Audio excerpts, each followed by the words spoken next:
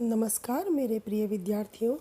आज हम जयशंकर प्रसाद द्वारा रचित कहानी स्वाभिमान का चौथा और आखिरी भाग पढ़ेंगे।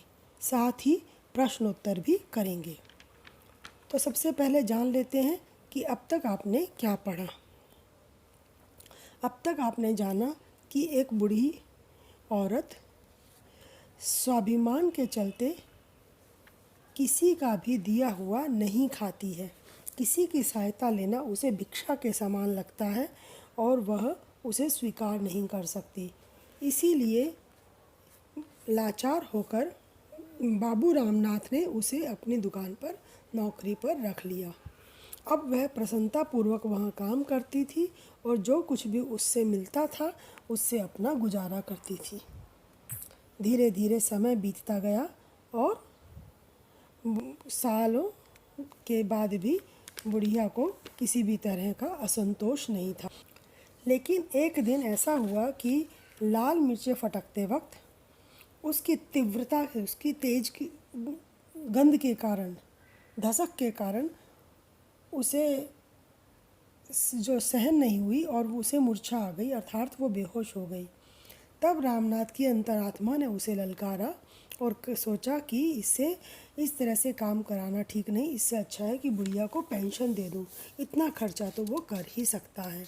और इसीलिए जब बुढ़िया को होश आया तो उसने कहा कि अब तुम काम करना छोड़ दो, तुम थक गई हो, अब तुमको मैं घर बैठे ही खर्चा दे दिया करूँगा। लेकिन बुढ़िया को ये गवारा नहीं था। उसके मन को धक्का लगा, सोचने लगी कि बिना पैसे वो काम कैसे करेगी, मतलब उस बिना काम के, माफ़ कीजिएगा, बिना काम के वो पैसे कैसे लेगी। क्या ये भीख नहीं है? उसका स्वाभिमान झंझना उठा। रामनाथ ने हालांकि कहा कि तुम घबराओ मत, तुम्हें कष्ट नहीं होगा। लेकिन बुढ़िया को एक क्षण के लिए भी यूँ ऐसे बिना काम किए पैसा लेना मंजूर नहीं था। और उसी दिन उसने भगवान से प्रार्थना की कि अभी तक वो अपने अभिमान को बचाए हुए थी और मुट्ठी भर भी अन्न भी उसने कभी भिक्षा में नहीं लिया। क्या तुम मेरा इतना सुख भी नहीं देख सकते? तुम्हें मेरी प्रार्थना सुननी होगी। और बस, और उसने भगवान से प्रार्थना की कि या तो उसे कोई काम मिले या उसे अपने पास बुला ले। भगवान ने उसकी प्रार्थना सुनी और देखिए क्या होता है। सहसा बुढ़िया के दुर्बल मुख पर कांति आ गई। उसने देखा एक स्वर्गीय ज्योति उसे बुला रही है। वह हंसी, फिर शिथिल होकर लेट गई। अचानक से उसके उस कमज़ोर से चेहरे पर एक चमक सी दिखाई देने लगी। उसने देखा कि दूर स्वर्ग से कोई ज्योति जैसी कुछ है जो उसे बुला रही है। उसको हंसी आई और वो शांत हो गई। अर्थात बुढ़िया सदा सदा के लिए इस लोक को छोड़कर चली गई। इस तरह भगवान ने उसकी प्रार्थना को स्वीकार किया। रामनाथ ने दूसरे ही दिन सुना कि बुढ़िया चली गई। वेदनाहीन अक्षय लोक में उसे स्थान मिल गया। और अगले दिन ही रामनाथ को पता चल गया कि बुढ़िया अब जिंदा नहीं है। इस दुनिया को छोड़कर उस दुनिया में चली गई जिस दुनिया को कभी खत्म नहीं किया जा सकता। अक्षय लोक मतलब कभी नष्ट ना होने वाला लोक, और वेदनाहीन मतलब जिसमें कोई दर्द ना हो, ऐसी दुनिया को चली गई, अर्थात स्वर्ग में चली गई। उस महीने की पेंशन से उसका दाह कर्म करा दिया। रामनाथ ने उस महीने, जब उसने वादा किया था कि वो पेंशन दे देगा, उस हिसाब से उस महीने की जो पेंशन थी उससे उसका अंतिम संस्कार करा दिया गया। अर्थात अगर कहें तो बुढ़िया ने मरते वक्त अपने अंतिम संस्कार के लिए भी किसी से यूं देखा जाए तो पैसे नहीं लिए। फिर एक दीर्घ निश्वास छोड़कर बोला, फिर रामनाथ बोला, अमीरी की बाढ़ में जाने कितनी वस्तुएं कहाँ से आकर एकत्र हो जाती हैं। बहुतों के पास उस बाढ़ के घट जाने पर केवल कुर्सी, कोच और टूटे गहने भर ही रह जाते हैं, परंतु बुढ़िया के पास रह गया था सच्चा स्वाभिमान, गुदड़ी का लाल। रामनाथ कहता है कि जब अमीरी आती है, जब आदमी अमीर होता है तो उसके पास पता नहीं कैसे कितनी ही चीज़ें इकट्ठी हो जाती हैं। कहीं से भी उसके पास सामान इकट्ठा हो जाता है, अर्थात पैसे से वो कुछ भी कर लेता है। और जब वो बाढ़ घटने लगती है, मतलब जो अमीरी दूर होने लगती है, अमीरी जाने लगती है, तो क्या होता है, आदमी के पास कुर्सी, गद्दा, गहने, बस यही सब रह जाता है। अर्थात जब आदमी के पास दौलत आती है तो वो बहुत सारे सामान इकट्ठा कर लेता है, और जब दौलत निकल जाने लगती है तो कुर्सी और कुछ थोड़े बहुत टूटे भर गहने और इत्यादि बच जाते हैं, बस बाकी कुछ नहीं रहता। लेकिन बुढ़िया के पास क्या बचा? उसके पास बचा सच्चा स्वाभिमान। उसका स्वाभिमान उसके साथ रहा। उसकी सारी दौलत चली गई लेकिन स्वाभिमान नहीं गया। ऐसे ही लोगों को हम गुदड़ी का लाल कहते हैं। आइए अब हम इसके अर्थ जान लेते हैं।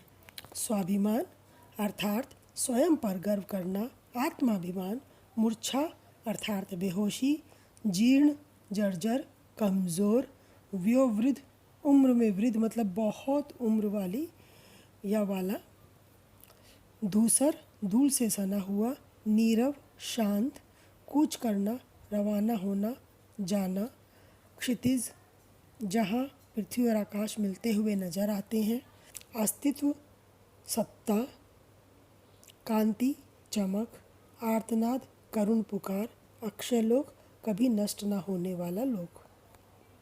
आइए अब हम पाठ के प्रश्न उत्तर भी कर लेते हैं। पहला प्रश्न है, वृद्धा खुद कमाकर क्यों खाना चाहती थी? उत्तर है, वृद्धा एक स्वाभिमानी औरत थी। वह अपने दुर्बल हाथों से स्वयं कमाकर खाने में विश्वास रखती थी। एक दिन भी किसी का दिया हुआ अन्न खाना उसे स्वीकार न था, इसलिए खुद कमाकर खाना चाहती थी। प्रश्न 2, वृद्धा को रामनाथ ने नौकरी क्यों दी? वृद्धा किसी की सहायता लेना पसंद नहीं था। किसी की भिक्षा का अन्न उसके मुख में जाता ही न था, इसलिए वह नौकरी करना चाहती थी। पर कोई भी उसे काम नहीं देता था क्योंकि वह बहुत कमज़ोर थी। अंत में लाचार होकर बाबू रामनाथ ने उसे नौकरी दी। वृद्धा के बेहोश हो जाने पर रामनाथ ने उससे क्या कहा? उत्तर, वृद्धा के बेहोश हो जाने पर रामनाथ ने उससे कहा कि अब वह बहुत थक गई है, अब उससे काम नहीं हो सकता, अब उसे काम करना बंद कर देना चाहिए और वह उसके लिए घर बैठे ही खर्चा दे दिया करेगा। चौथा प्रश्न है, माँ ने बेटी के प्रश्न का क्या उत्तर दिया? घर जाकर जब माँ कोठरी में अपना सामान एक और करने लगी तो बेटी ने प्रश्न किया कि तुम क्या कर रही हो? तो माँ ने उत्तर दिया कि वह चलने की तैयारी कर रही है। पांचवा प्रश्न है, वृद्धा ने ईश्वर से क्या प्रार्थना की? उसकी प्रार्थना किस रूप में स्वीकार हुई? वृद्धा ने ईश्वर से प्रार्थना की कि जीवन भर के संचित अभिमान धन को मुट्ठी भर अन्न की भिक्षा पर उसे बेच देना असह्य है, इसलिए भगवान को उसकी सुननी होगी। बुढ़िया की प्रार्थना भगवान ने सुनी और अगले ही दिन वह इस दुनिया से चल बसी। वेदनाहीन अक्षय लोक में उसे स्थान मिल गया, अर्थात वो बुढ़िया मृत्यु को प्राप्त हुई। छठा प्रश्न है, वृद्धा के चरित्र की विशेषताओं पर प्रकाश डालें। वृद्धा इस कहानी की मुख्य पात्रा है। उसका शरीर एकदम जीर्ण कंकाल की भांति हो चुका था, परंतु आज भी वह अपने इन दुर्बल हाथों से स्वयं कमाकर खाने में विश्वास रखती थी। वह एक कर्मशील और स्वाभिमानी स्त्री थी, इसलिए वह एक दुकान में छोटे मोटे काम करके अपना पेट भरती थी और इसमें उसे असीम प्रसन्नता और संतुष्टि मिलती थी। धन्यवाद।